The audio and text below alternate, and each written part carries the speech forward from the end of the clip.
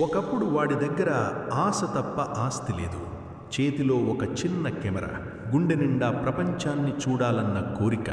కానీ జేబులో చిల్లిగవ్వలేదు. అప్పుడు వాడికి దిక్కుగా నిలిచింది ధర్మం.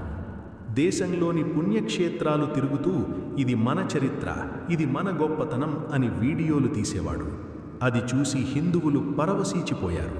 మన సంస్కృతిని ప్రపంచానికి చూపిస్తున్నాడు, మనవాడు అని గుండెలకు హత్తుకున్నారు. రూపాయి కూడబెట్టి అతనికి విరాళాలు పంపారు. ఆ డబ్బుతోనే అతను ఊరు దాటాడు, దేశం దాటాడు, చివరికి ప్రపంచ యాత్రికుడిగా ఎదిగాడు. కానీ ఎప్పుడైతే బ్యాంక్ బ్యాలెన్స్ పెరిగిందో అతనిలోని అసలు రంగు బయటపడింది. అభిమానం కంటే వివాదం వల్లే ఎక్కువ డబ్బు వస్తుందని అతనికి అర్థమైంది. ఏ దైవాన్ని చూపించి బ్రతికాడో ఇప్పుడు అదే దైవాన్ని దూషించడం మొదలుపెట్టాడు.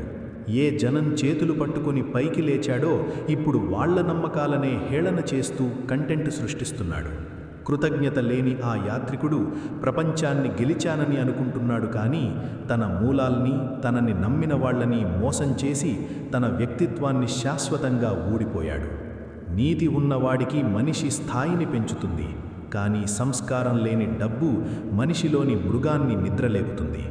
ఆ మృగాన్ని ఎలా అణగదొక్కలో మీ ఊహకి వదిలేస్తున్న పావు అని తెలియక పాలు పోశాము. కానీ విషం మాత్రమే కక్కుతున్నాడు ఇప్పటికీ కూడా.